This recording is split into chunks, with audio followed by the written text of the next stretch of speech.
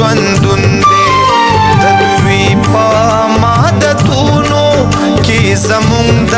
زړه سکون دی چې وخت ورکړو مظلومو ته دا وخت یې په مونږ حق دی د خیر ښېګړې ژونده محبت یې په مونږ حق دی ساولډیر ویلفیر فاونډیشن افتخار خان زنده باد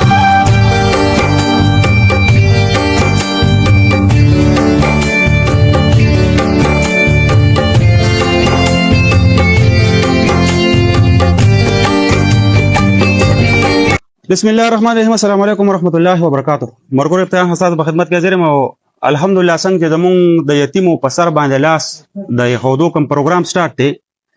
پرون ما دلته په دې حمزه خان کې وبور کو نه په بور کې مونږه څه خبره کوله چې را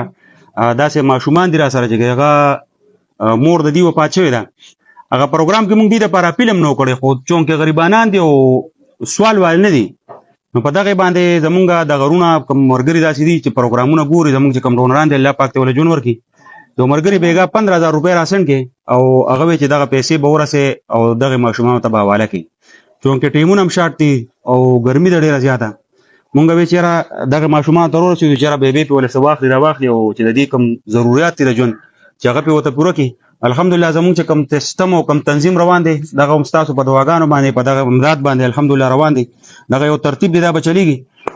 چې کم ځای کې داسې علاج بیماران دي ان شاء الله تعالی د رمضان رسو چې کم ځای کې داسې نور څه کړم دي او پرون مونږ دغه بور کو او الحمدلله غبور هم داسې مستحق ځای کې بیا باغې کې مونږ دغه یو خبرو کا صرف د ماشومان سره ورول دي ته مونږ 2000 روپے د تنظیم له طرف ورکې چیرې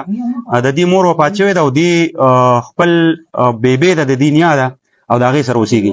چونکه هغه زوی په لومر ده الحمدلله په هغه باندې هغه پروګرام کې موږ سپیل له پیسو نه کړی خو زموږ داسې اورور دی چې الحمدلله هغه وقتن په وقتن موږ سره ډیر مرګري وقتن په وقتن امدادونه کوي او 15000 روپے یو میسج راغی ورپسې هغه میسج وکړو چې دا پیسې چې کوم دي دا چې کوم یتیمانان ماشومان دي دا د غي لپاره دي دا به ونیسي دا یو دوا درې نیسه څلور پنځه دا شپږ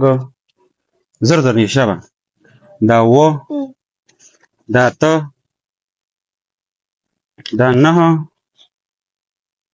دا لسو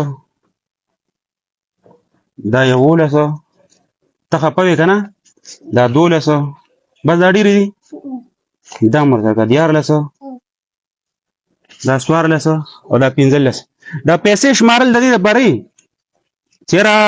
مونږ ته چا پیسې را لېږلي کنه هغه په بل ملک ناشته نو چې الحمدلله هغه چې کوم امانت ته کوم پیسې دي چې هغه روپے په روپے مونږ دي ته حواله کو هغه پیسې شمارل د دې لپاره نو 15000 روپے دي الله پاک دې دغه پیسې دا غرور او دغه صدقه په هغه ځای کې په کار کې چې په کوم ځای کې هغه ځکه چې حقیقتي د یتیم ته په سر باندې لاس کې خو د خپل مال حال کې د یتیم غیسه کول چې کوم دي نو یقینا چې دغه اجر او ثواب چې کوم دی هغه الله پاک ورکړي دغه چا سره دی نه دغه د الله پاک د خزانو او مال دی او الحمدلله په دې هغه خلک کوئی کوم چې مستحق خلک پیژني او کوم چې د یتیم هغه درد او تکلیف چې کوم دی هغه پیژني پروګرامونه سره شیر کوي الله پاک دغه پیسې په هغه کې په کار کې په کوم ځای کې راخلي